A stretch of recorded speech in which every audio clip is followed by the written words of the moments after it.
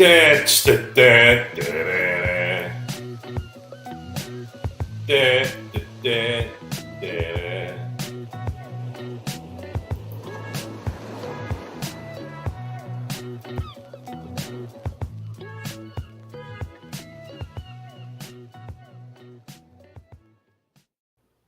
we're back with another episode of the Lakers Fast Break Podcast. Gerald Glassford coming right back at you here from Lakers Fast Break Pop Culture Cosmos, where we cover the latest news and trends in pop culture each and every week, twice a week, wherever you get your podcasts. Also, as well, Inside Sports Fantasy Football. Football's coming back this week, baby. Speaking of which, Miller Moss. Yes, fight on, Trojans.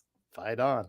Absolutely. Well, probably end up 5th or 7th in the Big 10, 20, whatever it is. But still, for one night anyways, Miller Moss, baby. Also as well, Inside Sports Fantasy Football. We're going to go ahead and try and sneak in another episode for your last-minute drafts just before this week. Plus also our predictions on the first weekend of football. We'll go ahead and talk about that as well on Inside Sports Fantasy Football. Also, want to go ahead and give big a shout out to all of our members that are out there, all of our great members, Richard, Bloodhound, and Xbox. Thank you so much for being members. Truly appreciate you joining. You get special perks like emojis, badges, and also big shout outs from all of us for just $2.99 a month. Right there for you. Each and every month, $2.99. That's all it takes just to become a member, to get you on the ground floor.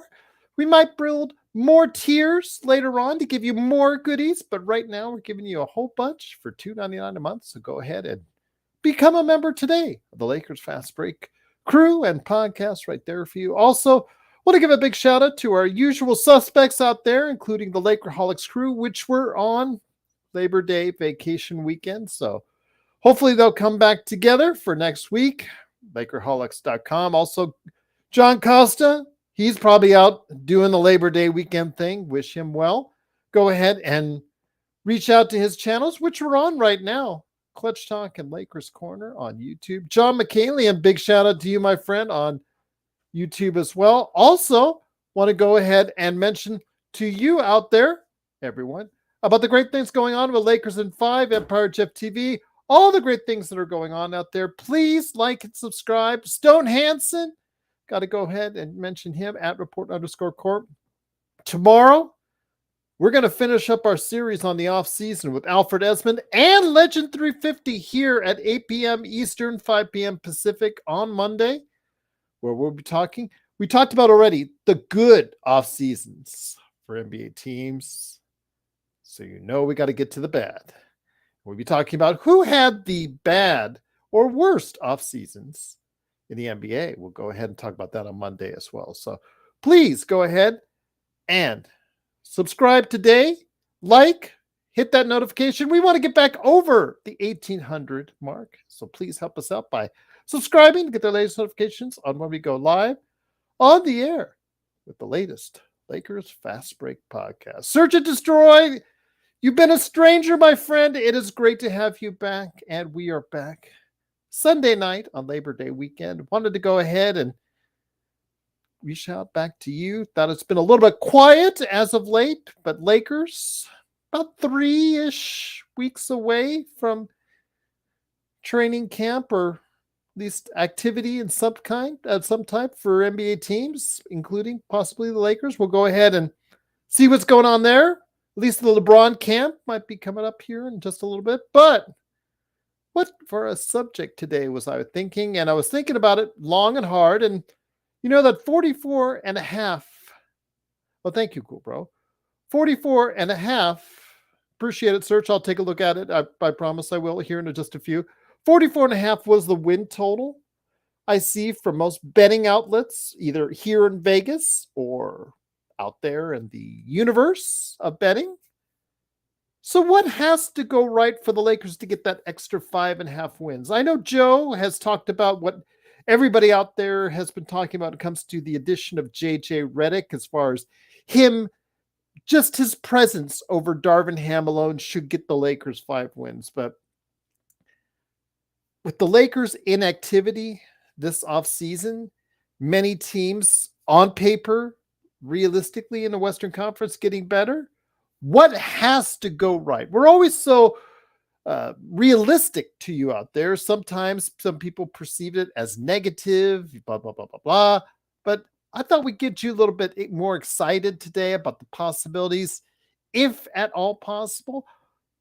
Since the Lakers are predicted right around 45 wins, what would get them into that 50-win category to become a more serious player in the Western Conference? And here today to discuss that very topic, good man indeed. He is on the road again.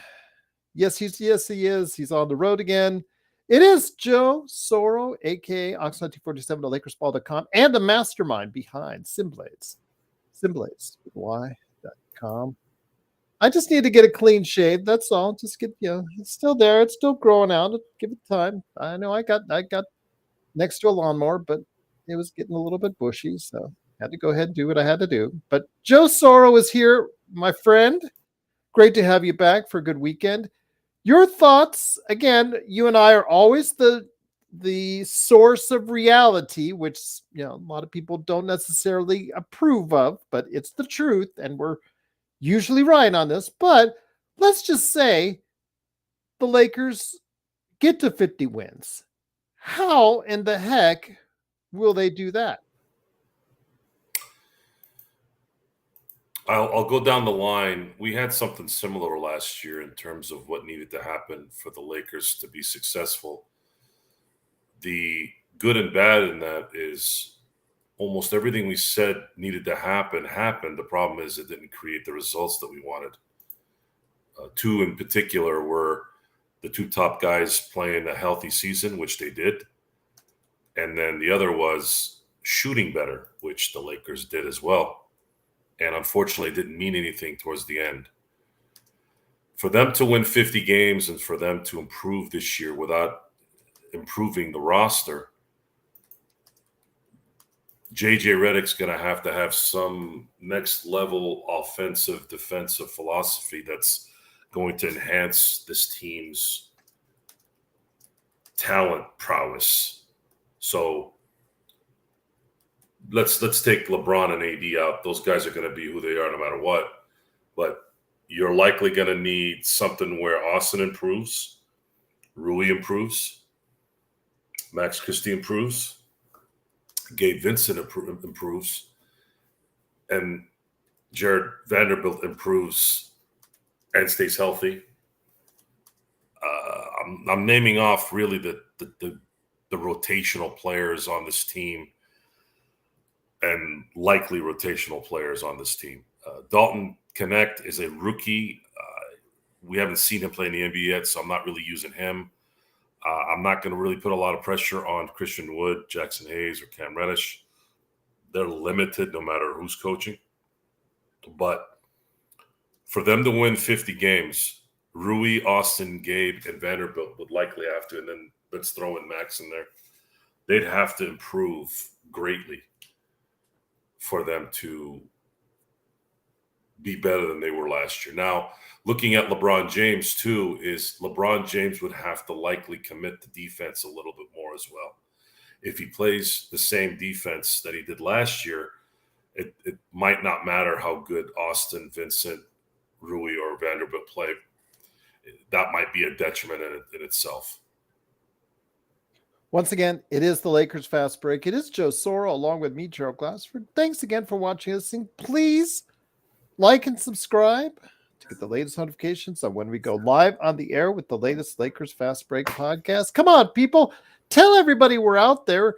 I know it's a slow part of the year right now, but come on.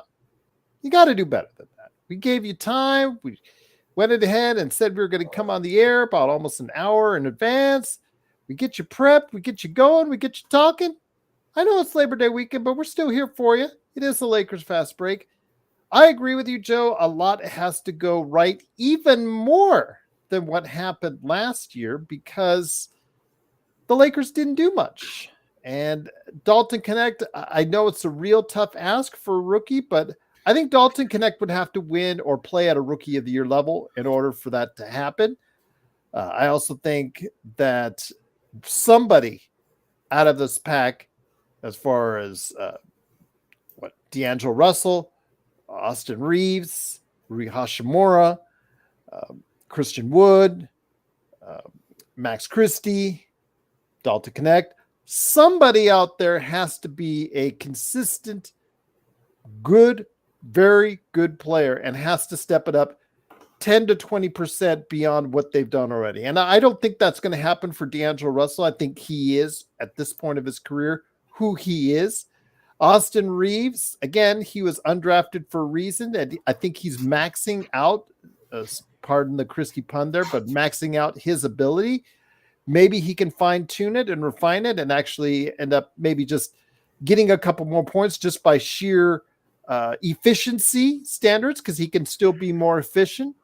Maybe we can squeeze a little bit out there, but it really has to come from those other guys, the guys that really need to take that next step, Joe. And I don't know, Rui, I don't know, Max Christie, I don't know. These guys are just, they have to really step it up. The Lakers obviously showed a lot of confidence when they bid against themselves to give Max Christie that contract in the offseason. So, obviously they're putting a lot of faith into him, but yeah, Joe, one of those guys really has to step up beyond what they've been doing in order for the Lakers to get to that win level.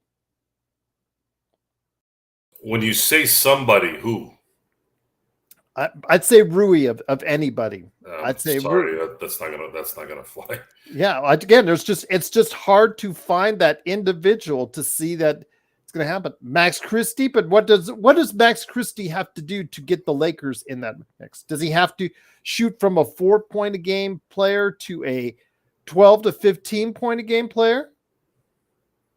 He's going to have to play 25 minutes a game and score probably 12, 13 points a game. Okay. And be a threat on the perimeter and play good defense. Okay. That's what they likely would need. What do you think they could get from Dalton? I don't know. I'm not thinking about Dalton as much until probably about December, January. Sometimes rookies actually play well at the beginning and then they start to lose a little. They hit the rookie wall. Right.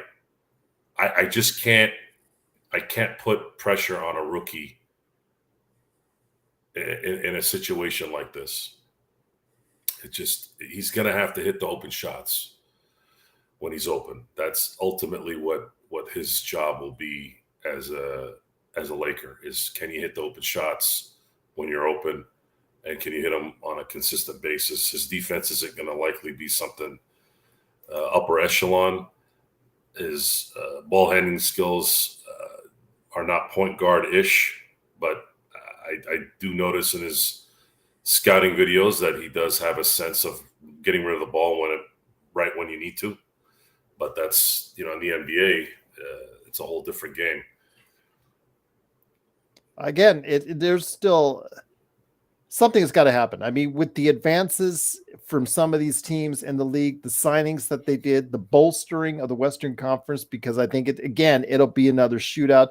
Last season, I should say, we saw 4 teams vying very competitively, Joe, or actually 5 teams, if you want to include the Clippers and then also, of course, the Mavericks, vying at the top or near the top of the Western Conference that were all very closely allotted together. Now, the Clippers losing Paul George, I don't see them in that mix, and I don't think you do or anyone else does. But in their place, if you still include the Mavs, you still include the Nuggets, despite the Westbrook signing, or the trade.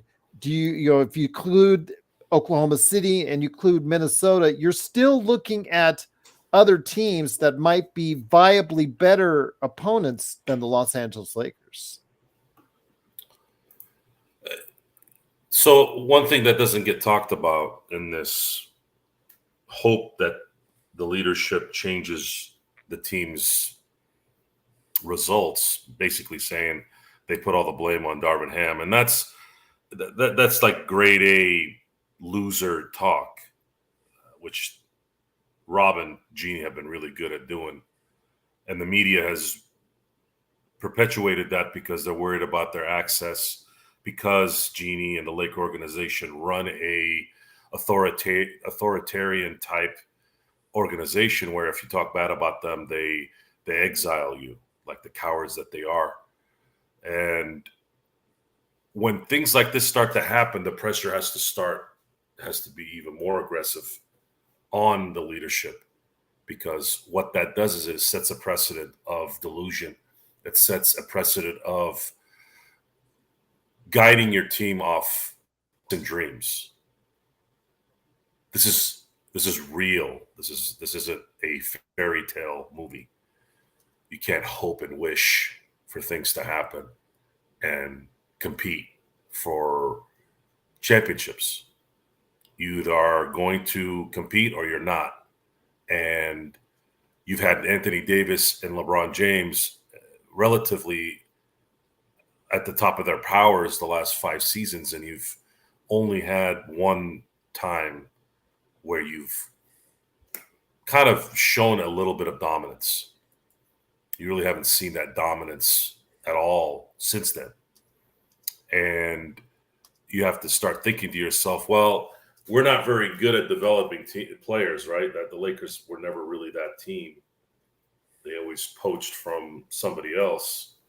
But the way these rules are now, they're not going to likely be able to do that anymore unless there is a top-notch player in his prime that decides that they don't want to play for the Supermax, which is going to be very difficult to find. So therefore, they have to develop. Well, if you have to start developing players, well, you're going to have to suck really bad before you do that. Problem there is they did do that for about 4 years, and they got good players. And that's it. They never got a great player. They never got a franchise-shifting player through the draft. And that's the scary part about all this.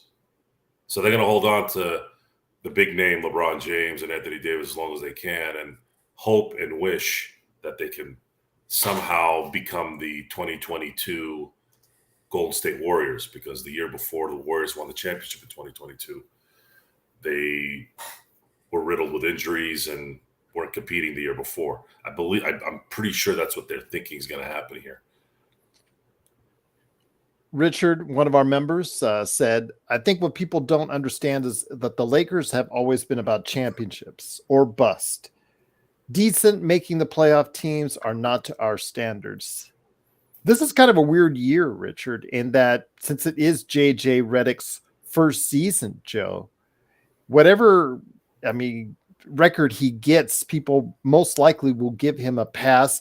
If he gets to 50 wins, people think of him as the second coming.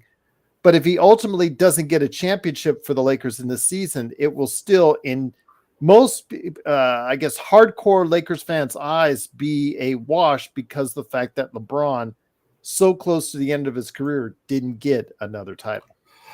I don't know necessarily if I'm going to put a lot of blame on JJ Redick. The only issues I have with JJ Redick is he's a buffoon, just like LeBron is a buffoon. This is a guy who discredited 2 eras of basketball that helped build the NBA.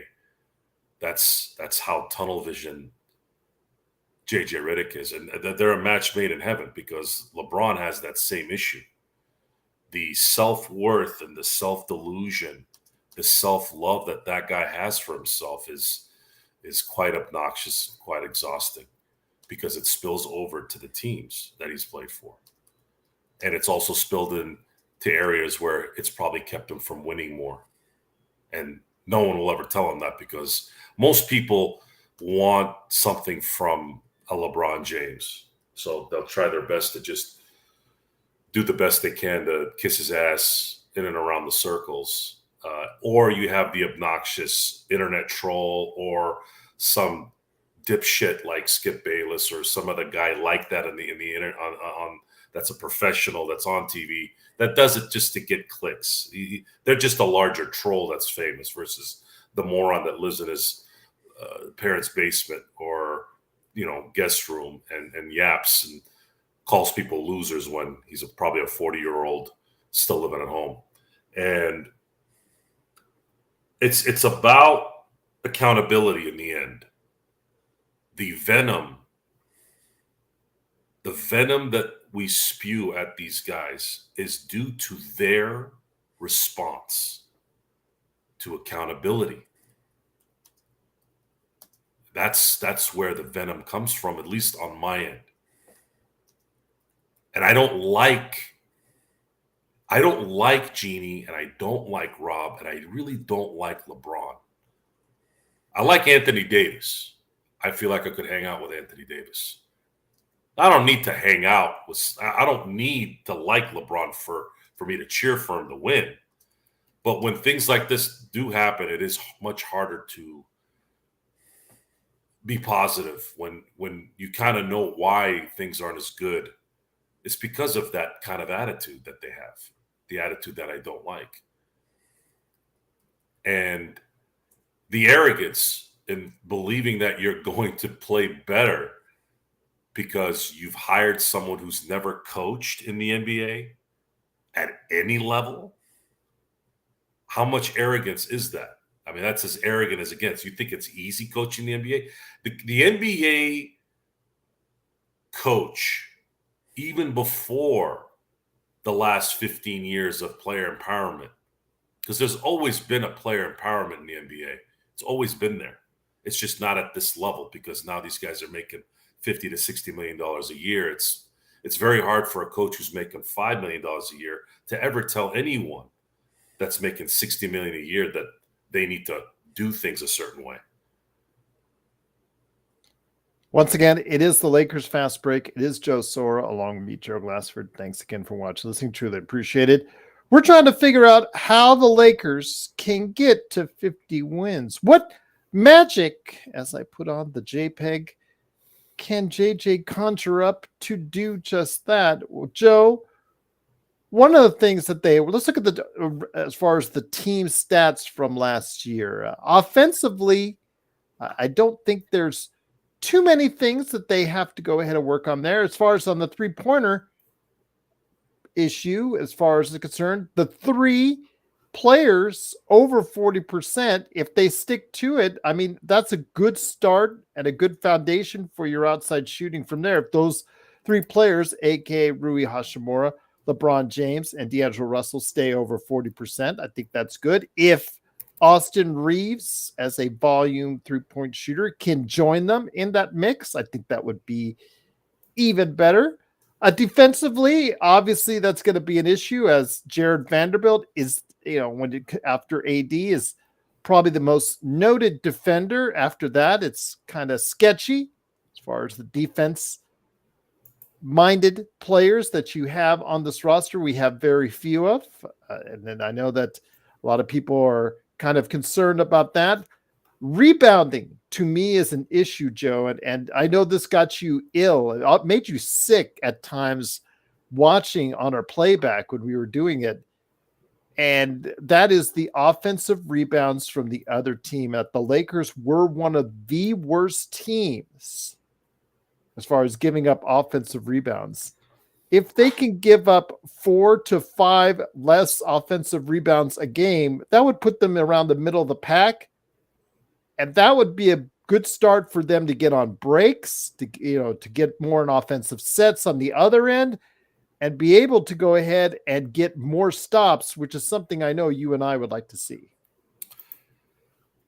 And that might have played the biggest issue last year. No matter how good they were shooting and no matter how healthy LeBron and AD were, you can't win championships or compete for championships if you can't rebound. That pissed you off constantly. Oh, it did, because it seemed like every time there was an offensive rebound, it always resulted in a three-point shot going in.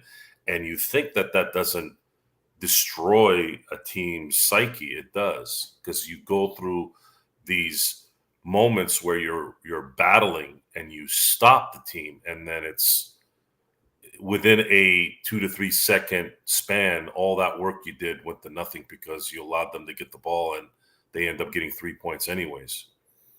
And if you had to pick a an area where the Lakers really, really screwed up. They didn't even bring one iota of a solution to that problem. And that right there is the clear sign that these guys are completely oblivious to what really needs to happen.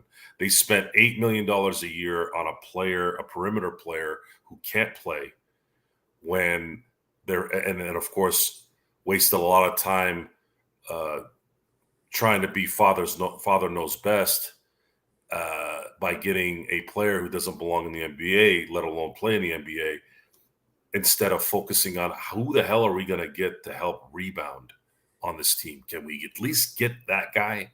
Can you at least focus on somehow getting a guy that can rebound? Nothing. They did nothing there. Absolutely nothing. And you don't solve that problem even with the greatest offensive and defensive scheme. Because that's about ability. That's about desire. And in this pussy-ass sports culture, social culture of the world in general, how many of those guys are out there? It's very few. So you would have to have looked even harder to find that, because that's exactly what you need. If they had somehow found a player that could rebound this season, even if it was just one player, this season would have improved. This offseason would have had an improvement, at least in the main area that the Lakers had last year. So think about that for a second. We did not mention that last year. We did not say if we get someone who can rebound during the year. We said people who can shoot, and if LeBron and AD can stay healthy. All those things happened. But what brought it down to earth is the Lakers could not rebound, especially on the offensive side. Offensive rebounding is a destroyer of your psyche. And the Lakers didn't just allow one. They were the kings last year of allowing 2 and 3 offensive rebounds during many stretches of games. And if that doesn't get solved, it does not matter based off what we've seen. It won't matter how good LeBron or AD are playing. It won't matter how many shots they're making, because we've said this before 100 times, folks. Not all baskets are equal. I used the Shaq example several times on the show. When Shaq would dunk over 9 guys in his prime, it's 2 points on the board, but it was 6 points to the psyche of his opponent. Because I saw momentum shift. And it's the same thing with offensive rebounds. Offensive rebounding shifts momentum and games in a matter of seconds. And the Lakers did not address that at the slightest. Matter of fact, they went the opposite way during the offseason. They didn't even draft someone that might be able to rebound in the draft. They were too busy trying to convince someone like me, who can smell bullshit from 50 miles away, to say, well, you can't really get anybody in the second round that late. Oh, really? This being told to me, Gerald, after watching for the 3rd time in 4 years, a second round player winning the most valuable player award. And when I start feeling like you're insulting my intelligence, now it's the venom from a cobra, a black mamba, and every kind of venom from a Komodo dragon at that point, all in one. I hate when someone talks to me about shit that they don't know about, and I do. That's where that venom comes from. Stop telling me bullshit, because the results don't say what you're saying. They say what I'm saying. I win this argument because the results prove it, not because I want to sit up in some room and be right and smile all day. I don't give a shit about being right. It's about what is.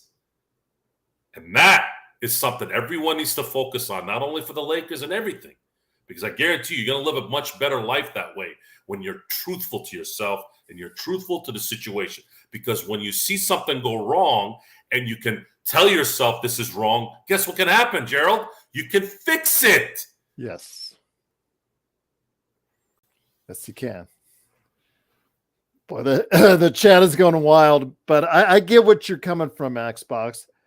I mean, obviously the idea of, keeping the center next to AD is something that should have happened. I know a brand new viewer thought of, was saying the same thing earlier. I agree with you, but Howard and McGee obviously have seen better days, but you're right. That concept, Joe, should have still been in place for the Lakers. Yes. We're in a whole new world here, guys. Whole new world. And when you're in a position of control over your own decisions, i.e. the draft, whom you pick for your exceptions, those are all choices that you have. Those are things you can use, and no one can take those away from you. And when you don't use those minor resources at the very least, and you start making up stories and things to justify why it's not a big deal, when you're riddled with deficiencies, it cracks me up, because I get blowback from people to try to convince me that I'm not knowing what I'm talking about. I think that's kind of what creates the anger.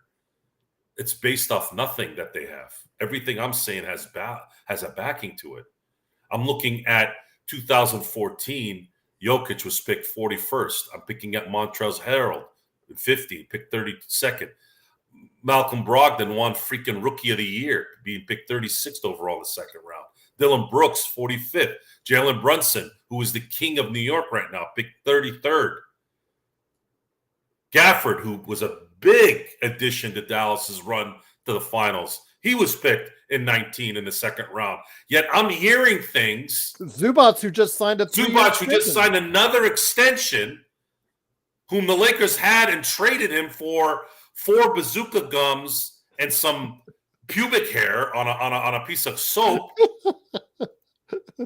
I mean, come on, folks. If you're going to make an argument, know your shit. That includes the media, ownership. And I'm actually, it's interesting because those guys that are in the NBA, that played in the NBA, I am amazed at how bad those guys are at analyzing stuff. I'm sitting here going, how the hell are you so dumb in this? You were in the league. You know what this is. It's even more insulting when you don't hear it. So I don't know if it's whether they're that dumb or they're just going off a script. I'm giving them the benefit of the doubt. They're going to go off on a script. Right? How are you going to explain to me? And I'll tell you what it is. Here, I'm going to give you an example. You're awesome. When we were throwing, when we had the fires and the pitchforks, when Westbrook was just destroying everything, I don't know how many times I heard these ex-NBA player pundits say, this is a future Hall of Famer. This is the MVP. I'm like, assholes. I'm talking about now, not 8 years ago. Wake the hell up. He's not doing shit now. What is that? What does him winning an MVP in 2017 have to do with 2022? Now, if I ask them that question on TV, what do you think their answer is going to be? Oh, I played in the NBA. You don't know shit, right? If they did that on TV, if they'd let me on TV, they won't. So, do you see where I'm going with this?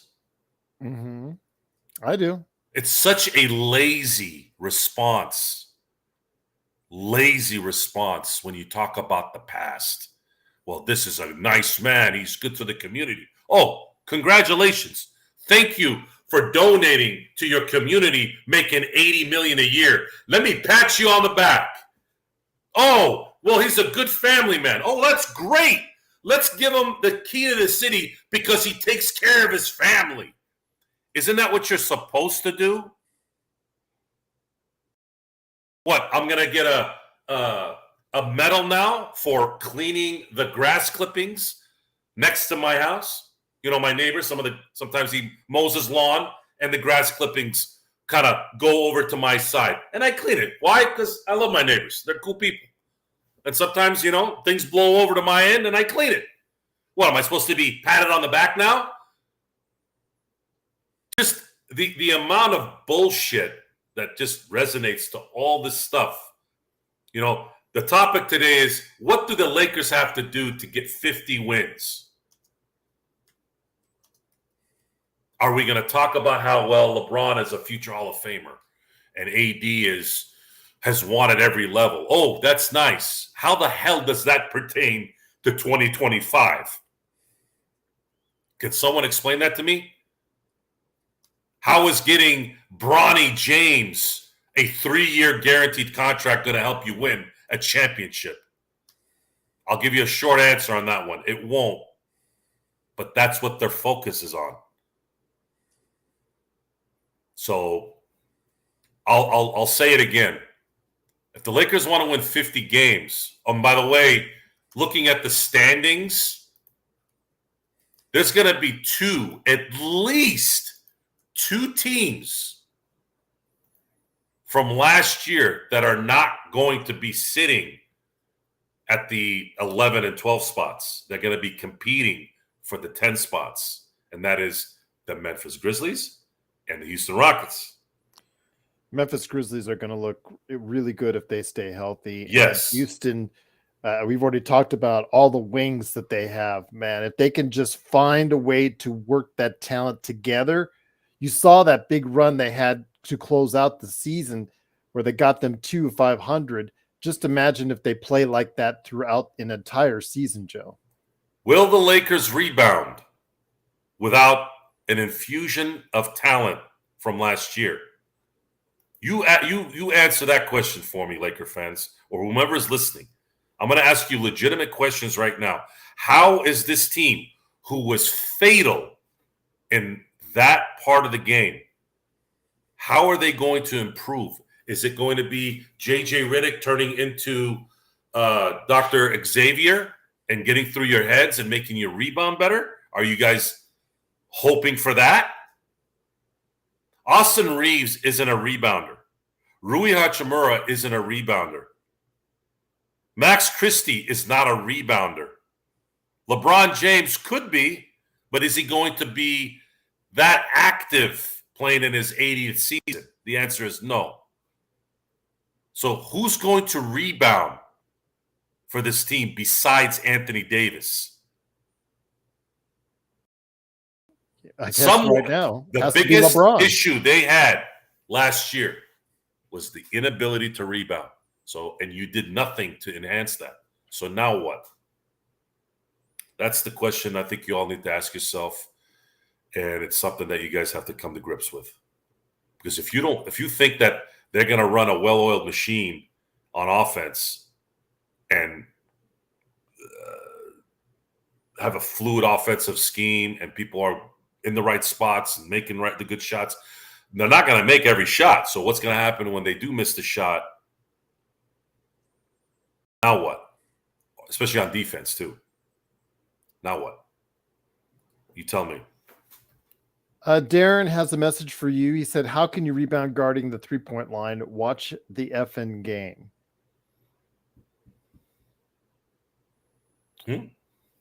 He said, how can you rebound guarding the 3-point line? Watch the effing game. I'm not sure. Not just Darren. Darren's been a great supporter of the channel. I want to say that. I'm not sure if that's a derogatory comment. I don't think so. I think it might be more in describing as a broad comment, Darren. I think it was. Yeah. So based off that, you have to guard the perimeter with your perimeter players. And the bigs have to be kind of athletic and being able to somewhat shadow and be quick enough and have the right instincts to also rebound. Mm-hmm. Can they do that? The Lakers don't have shutdown perimeter players. It's quite the contrary. D'Angelo can't really cover anybody. Austin Reeves, I thought, improved a little bit, not by much though. Unfortunately, his athleticism just won't allow him to be that guy, especially with the elite small forwards out there. It's just not, it's just not in the cards. You can't put blame on them on that. It's just not possible. There's too many elite athletes that play that position in the NBA, especially during the playoffs. You have Rui Hachimura, who's kind of built like LeBron. He's not going to have, but he doesn't have the lateral or the hops to kind of be that athletic freak in that situation. He just doesn't have that ability. Otherwise, he'd be one of the best in the league. So let me put it to you this way: the Lakers shot almost 38%. They were 8th in the league last year shooting 3-pointers as far as from an efficiency standpoint. Giving up, because Darren just said that the Lakers need to guard the 3-point line. They ended up giving up just under what they shot at 37.6%. That was 25th in the league, Joe. So if you're giving up the 25th worst least efficient amount as far as being able to defend the 3-point area, the thing that you might want to do better, if that's the case, is try to rebound better.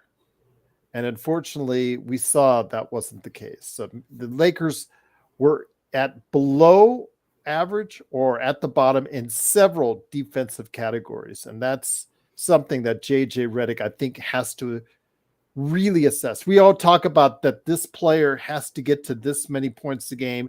This player has to get to this many points a game.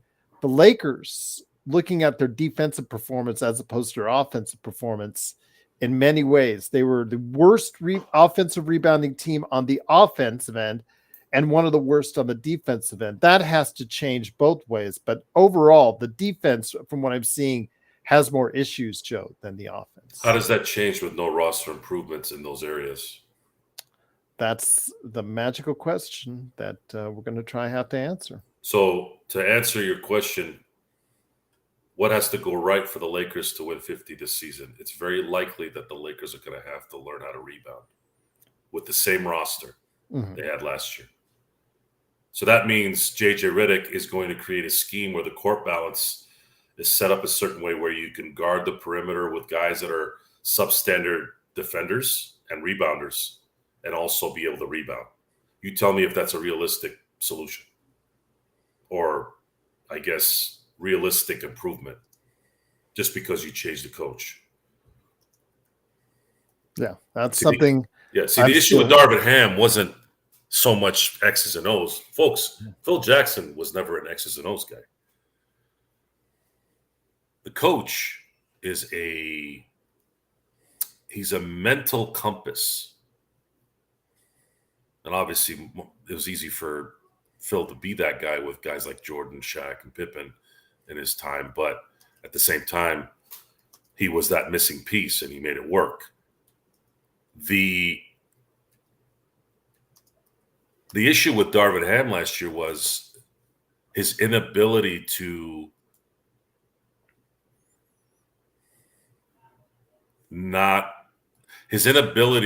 be, what's the word I'm looking for? It's always, he didn't take things seriously. He was always adversarial with the. He didn't take his job very serious. Fans. He was too catering. The fact that he said we sit on too many of these games. We care too much about that honestly, I don't think I've ever heard a coach in any sport ever say something like that. I mean, the utter idiocy of that comment, blaming a in-season tournament for why your team is tired after a month of basketball. And this is supposed to be a guy that's a man's man? Says who? This guy's as tulip as it gets, making excuses after a month. These are supposed to be the best athletes on the planet, and after a month, you're using a tournament, which you're playing those games anyways, other than the last game. What, one extra NBA game all of a sudden made you tired? This is the issue with a lot of these things, and that the players have created this environment, and teams have allowed. It's just like a child in a family. If that child isn't taught discipline and hardened, they will be soft and they will be disrespectful. And what ends up happening is the weak-minded parent, in this case, the weak-minded coach, will submit to that because they don't want to deal with things. I will say, though, Joe, that if we get another full 70-plus games from LeBron and AD, obviously that gives us a chance.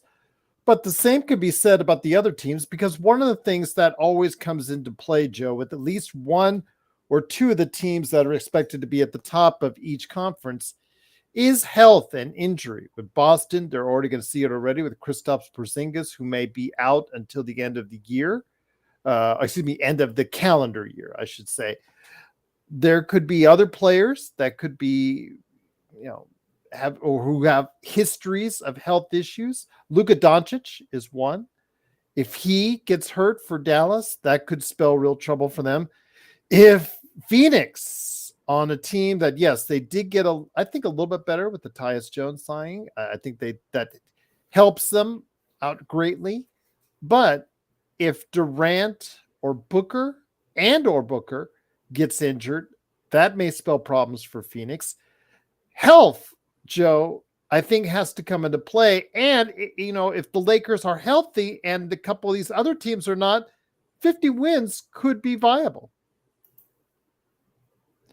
Could, but only if injuries come into play. No, I don't think that's true. We already played this game last year, and we got exactly what we needed, and it still didn't matter.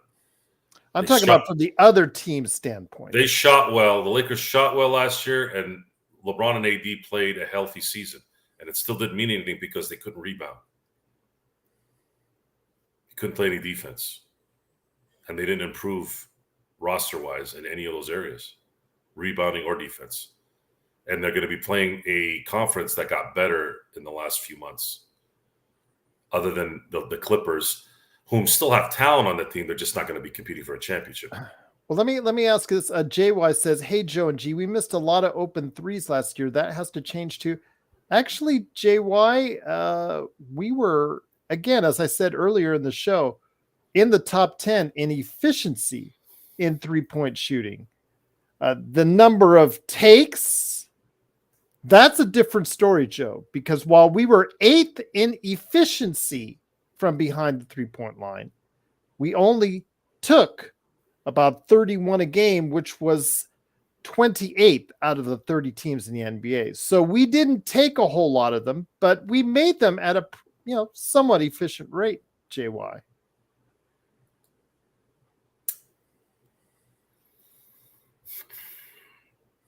The Lakers have a interesting start to the season. It's not as, I would say, the teams that they're playing, there is some room there where they can maybe start off winning some games. I think the Timberwolves are a good team, but I think they have a winnable game finally on opening night. And then they have 3 days until they have to play the Suns. And then they obviously have to play the Kings, but at least it's back-to-back at home. Then they got to go to Phoenix a couple days later. So they open this season with a little bit of an advantage being at home and having at least an initial long break even after game one. Can they take advantage of it? Can they start the season 3-0? Good point. Is it a success if they go 2-1? Probably, considering the situation. Or do they start out 0-3 or 1-2? And then you'll start hearing, well, they got to get used to JJ Redick's stuff. So then we'll wait. We'll wait probably a month to 2 months. And then we'll really know. But that's the problem. We don't have, or at least LeBron does not have that kind of time to wait around to be mediocre or even below. LeBron is a lot of the reasons why this team could go wrong. He is a big culprit in that, especially this year. Because his only concern this offseason was to play with his son, not to win championships. So that he can have his Vaseline moment with himself. Because that's what LeBron's about. LeBron is about LeBron James. He does not care about anything other than himself. And I can't say I'm gonna say this. Agree with you on that. I'm gonna say this, and I'm gonna say this clearly. When you ask your son to call you on the court, well, hold on, let me say this. Right, when you ask your son to call you GOAT on the floor and not call you dad, because he's going to slip up and call him dad at some point in time during the game. But when you tell your son, hey, don't call me dad on the court, call me GOAT 2-3 or Braun. What does that say, Joe? Well, what it says is if he gets called out on it, he'll just say I was joking, and we take things too seriously. But I'm not looking at his words. I'm looking at his actions. I don't care about what LeBron says. I already know who LeBron is. He doesn't need to say it anymore. It's the actions. It's an organization that's supposed to win championships or compete for championships, worrying about things that don't matter. And if I'm God help me, if I'm LeBron James and I had a son that had a speck of a chance of improving, I would have told him to stay in school and improve and then come play in the NBA, because I care about my son improving and actually belonging in the NBA. This was not about his son. This was about him. And I don't give a damn what Rich Paul says. I don't give a damn what anybody says around LeBron's circles. This was a LeBron-led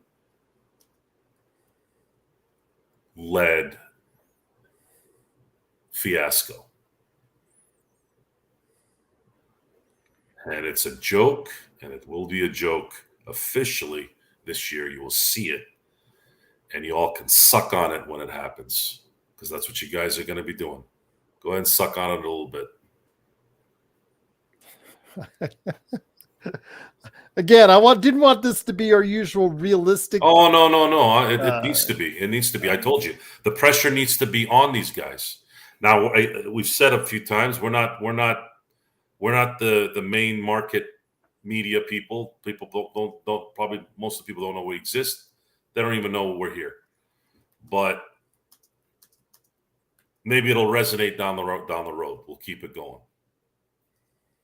But I'm not gonna sit here and tell you anything other than what the results have produced.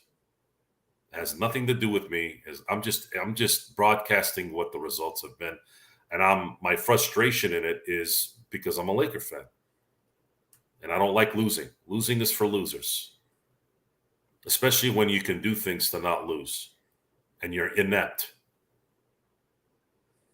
And you take time off and you assume and you do all these things. Yeah. Go all out or don't go out at all. If you don't win because you win all out, you've heard it. I heard it all my life. Hey, if you give full effort and you still don't get it, at least you gave full effort. It's a true statement. It's a true statement. If you gave it your all and you couldn't win, I have some respect for you. But if you're Cadillacing it, as they used to say, because you're trying to save up energy and you're too pussy to give all out effort because you're worried about what might happen in a few months. Well, then at that point, and you still don't win, then you deserve to get called out. Once again, it is the Lakers Fast Break. It is Joe Soro along with me, Gerald Glassford. Thanks again for watching us and truly appreciate it. If you haven't become a member yet, what are you waiting for? It's $2.99 a month. Sports Baby, who is an Indiana Pacers fan, loves this show so much that he has just become a member. So he gets a big shout out from us, along with access to badges, emojis, and also big shout outs from us right here at the Lakers Fast Break. Joe, always great to have you here. Tomorrow, I said like at 5 p.m. Pacific, 8 p.m. Eastern, I'm going to have our losers of the off season in the NBA. We've been talking about winners, and you with me and Alfred Esmond and Legend 350. Those guys are coming together for who will be the losers of the off season in the NBA. But my friend, I appreciate you joining me tonight. As always, wishing you and the family a wonderful Labor Day weekend. But any last thoughts, my friend, before we head on out? No, I think I've spewed enough venom tonight during this soft title of what. Well, let me throw this out there. What can Vander? We talk about Max. We talk about Dalton.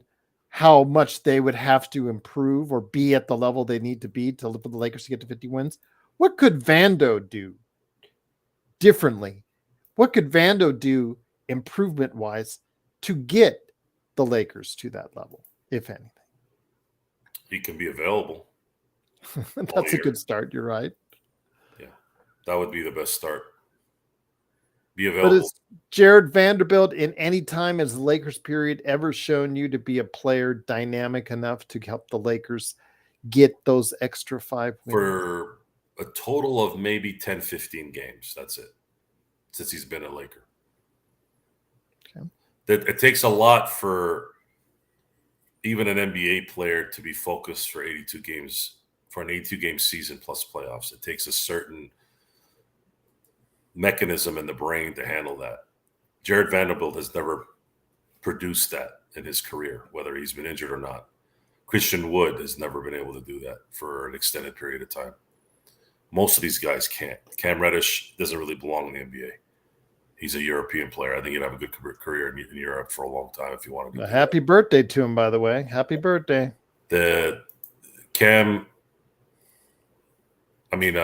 Max Christie, he's going to have a chance to show himself here in this next year. See if he can surprise some people. Austin Reeves could maybe improve a little bit.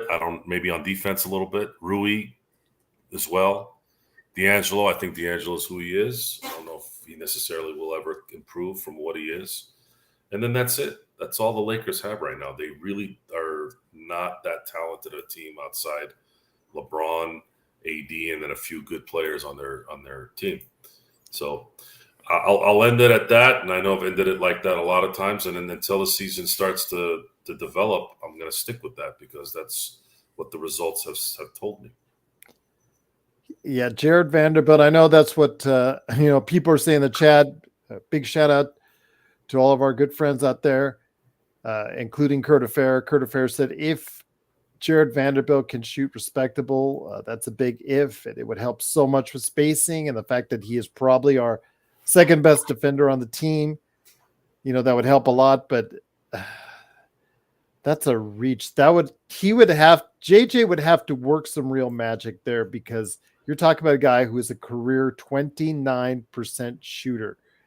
And that's kind of tough. That's really kind of tough. I know that Basketball Reference is trying to project him out to be improving up to 32%.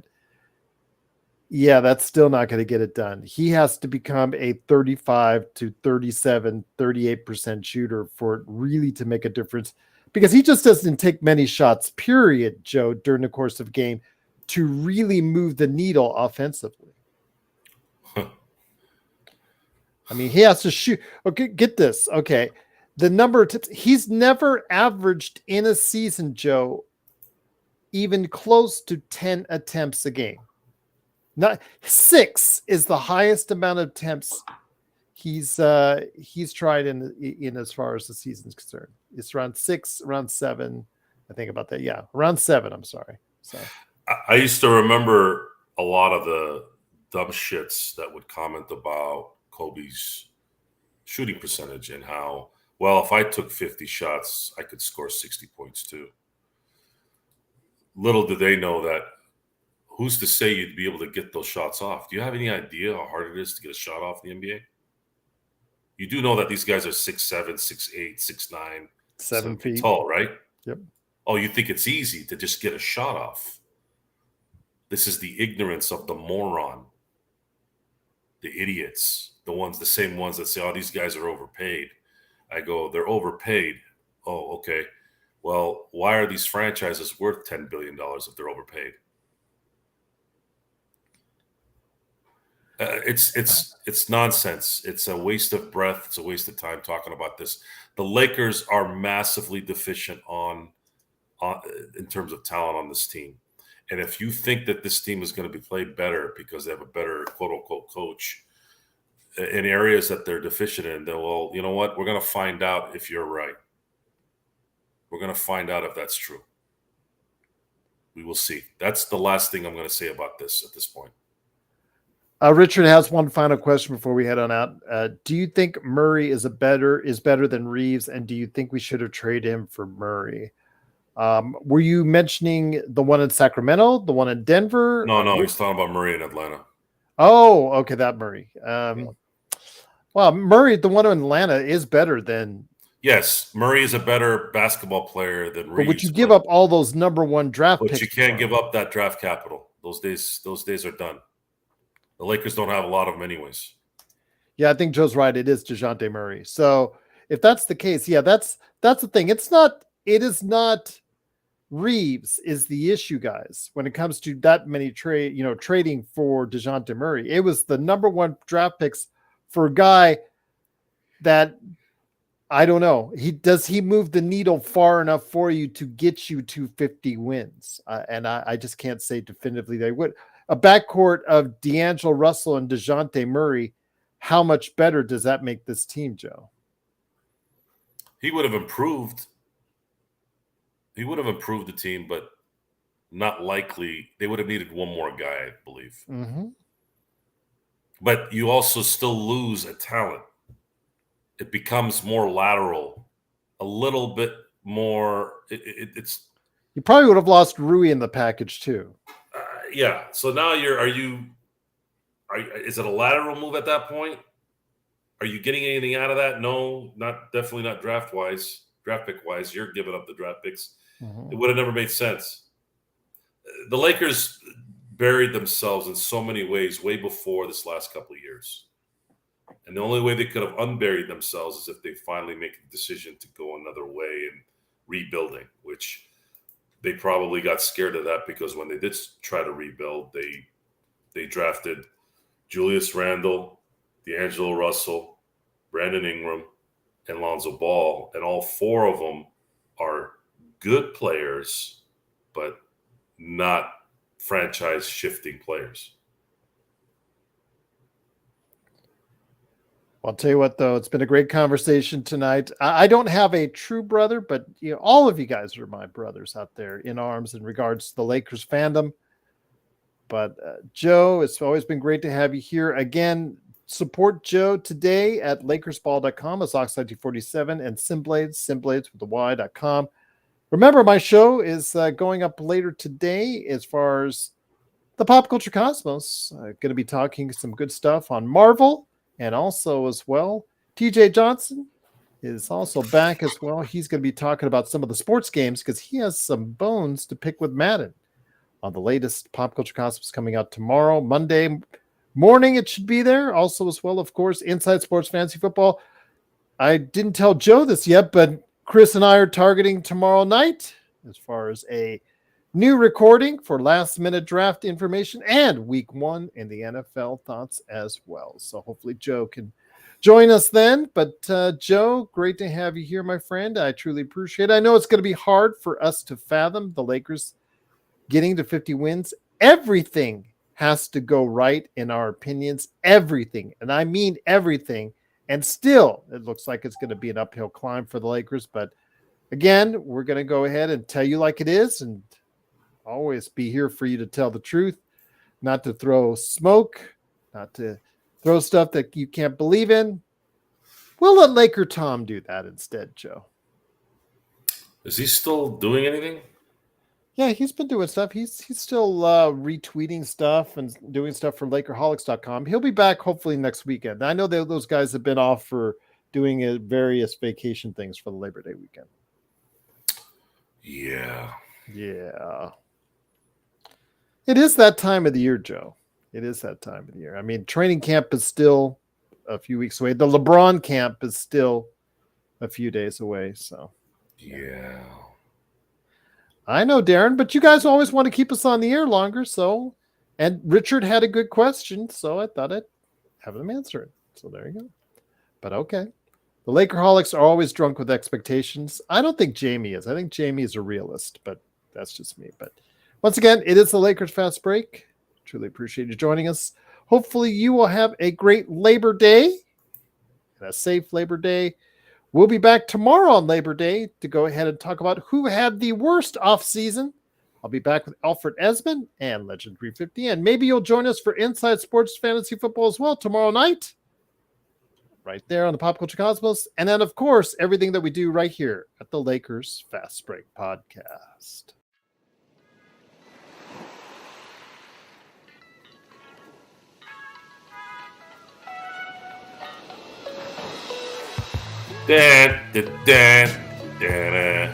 Darren just dropped a super chat. Thank you, Darren.